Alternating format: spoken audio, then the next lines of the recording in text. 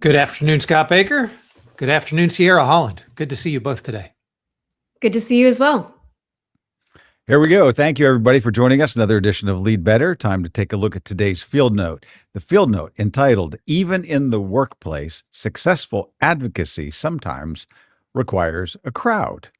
So we often like to think that we're persuasive, influential, we can convince somebody. And the field note is saying sometimes you need a couple more voices. Now, here's my question just out of the gate. It says, even in the workplace. Do we feel like it's even in the workplace? Do we think it's just regularly true that that's the case? Are you more persuaded if you feel like more people believe something?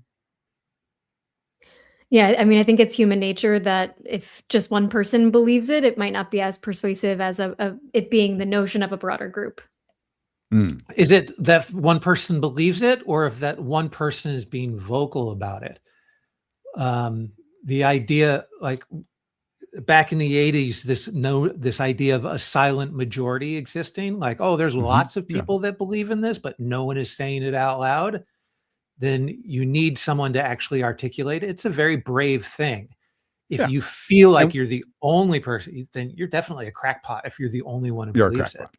And now, and we talk about that in modern times, that there's a social proof, right? You're always trying to do that in your messaging. So here's the issue, and I think it's a really cool one, actually.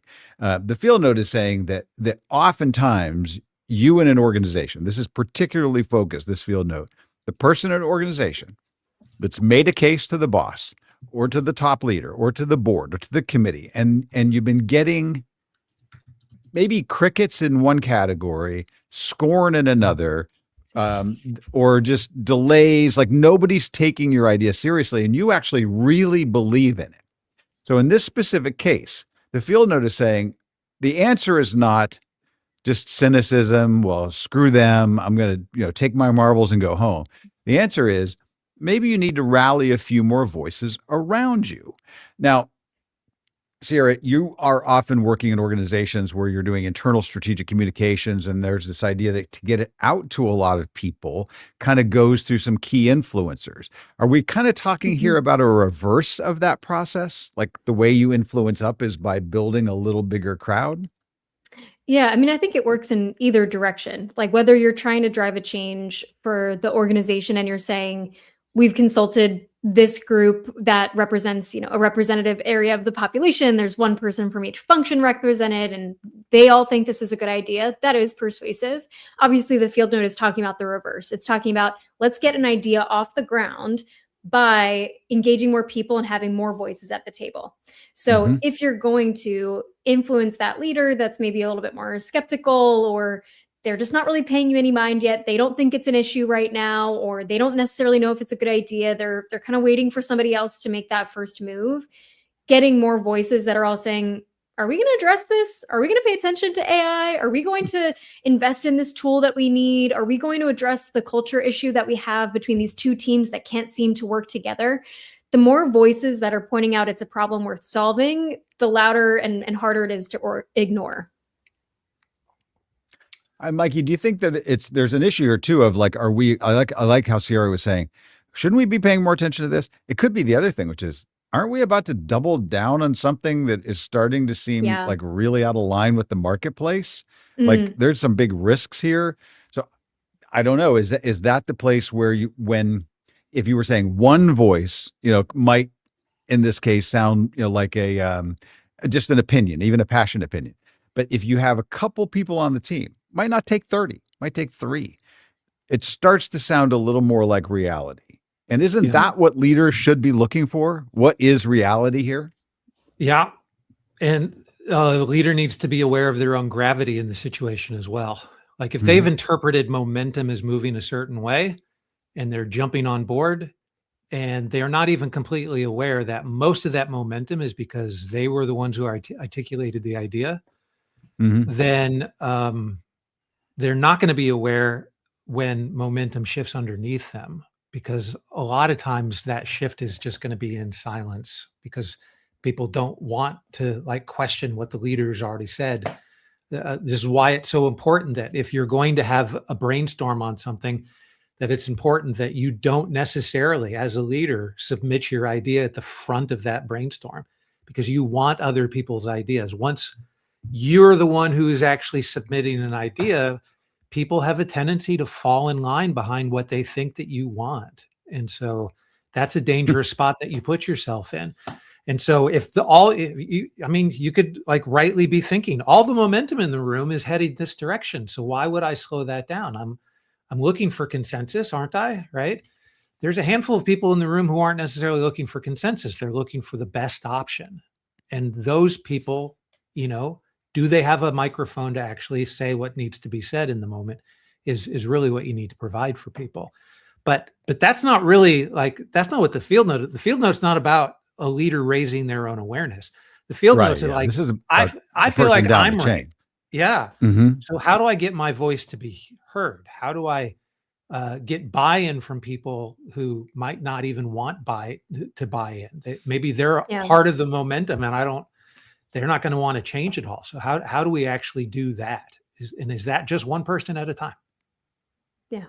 I think the question that's been coming to mind and the nuance here is, when do you start to use this to your advantage? Because there are moments you should be asking yourself, is it before I ever bring the idea up? Have I already started to get some other people on board that can back me up in the meeting where I want to put it on the table? It's the right forum. It's the right time to be bringing it up. It's in the right place. And it's in an expected environment where people would be raising this type of concern. Probably want to get other people in the meeting on board ahead of that, so that when I bring that up, I've got that vocal agreement in the room. Because it's sort of saying, if the leader hasn't paid attention to you yet, if they don't agree that it's an important problem to solve yet, maybe you need more voices. But I think there's a point where you lose credibility if you seem too stuck on the idea. So I agree that you need to have other people on board at the same time and in the right timing. If you've been pushing and pushing and pushing, and your leader keeps saying no, and they keep giving you reasons why they don't believe it's a good idea, maybe it's broader strategic context, maybe it's not in the budget. If you then come back with 10 other people saying it, now you're really going to piss them off. Because it looks like an insurrection around a bad idea. Yeah. Right. And they're going to see you as being too stubborn. So I think it's really helpful advice. Of course, you need advocacy in order to make your point. The timing piece is one to pay close attention to. Do you talk about all the risks, though? Like, let's say you've got two people that you feel like you can recruit, and because of previous conversations, or where they're coming from on their values, that these two people. So you're going to go into the meeting. You have decided that you're going to go ahead and take the lead.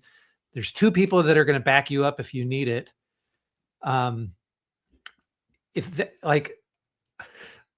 just fearful of the fact that if I haven't done that correctly and I kick it over to that other person or set them up to be able to really hit it out of the park, and they don't step up in the way that I'm anticipating, maybe because we haven't actually talked through the exact way. Does there need to be a huddle? Like, do you have to huddle before the meeting? Yeah. I think there absolutely has to be if you're going to do that, right? But it's a matter of, but how does that not feel like a coup attempt at that point, right? Yeah, right. You have to do it at the right time, and with the people that you are surrounding yourself with know what you're doing and why you're doing it. Because if you're putting yourself in a spot where you could be left high and dry if it really does feel like a political situation you're putting yourself in the middle of.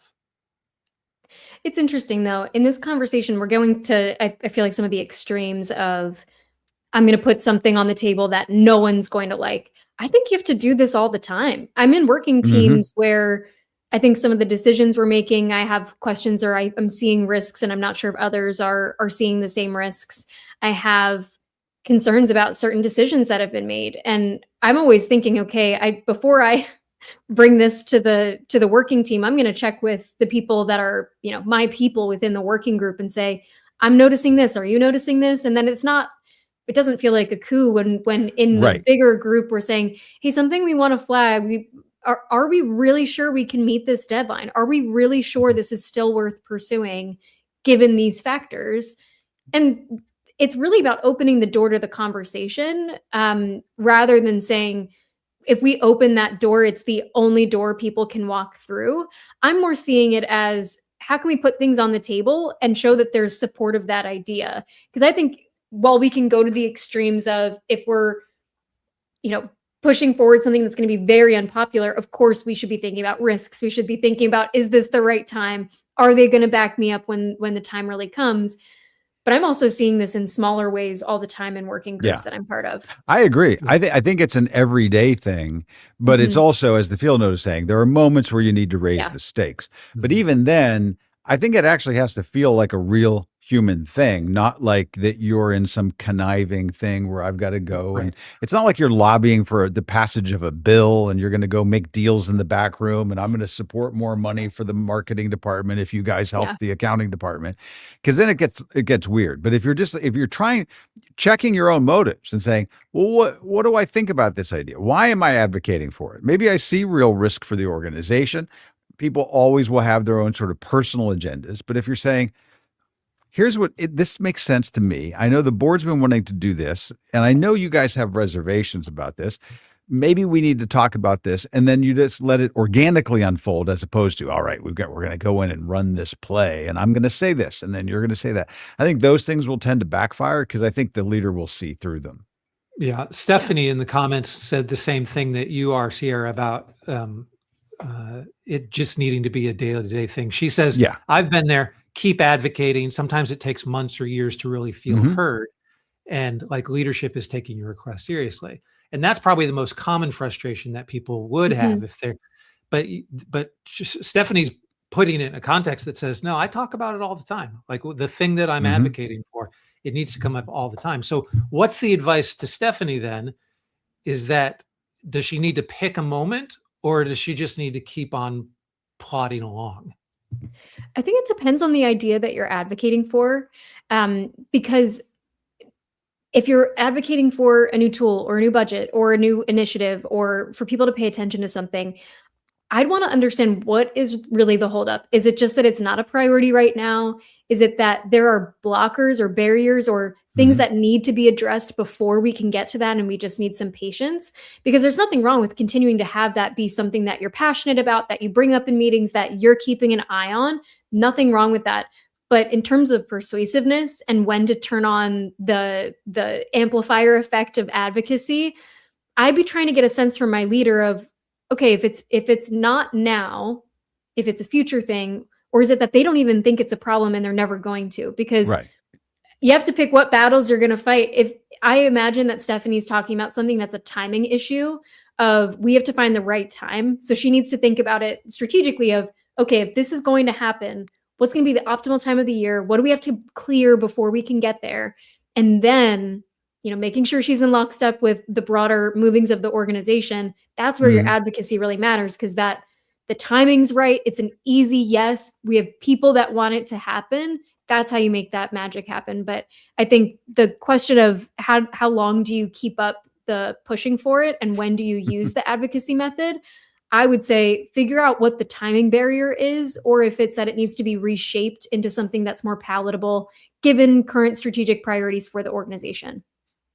Scott, do you need to be aware of your personal brand in something like this? If you become the person who advocates constantly for there needing to be a garbage disposal in the break room, and that's the thing that you keep on saying over and over again, is that going to Yeah. destroy your brand if you're choosing Yeah, the you're wrong just target? for sure. You're just a squeaky wheel. And I think that's, kind of what Sarah was pointing to and being like, if you could jeopardize yourself if you're just seeing, ranting about something that's a fringe idea.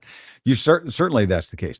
But if you had a brand, and again, we've not advocated people that have a always risk pessimistic, we can't do this, doom and gloom, we're doomed.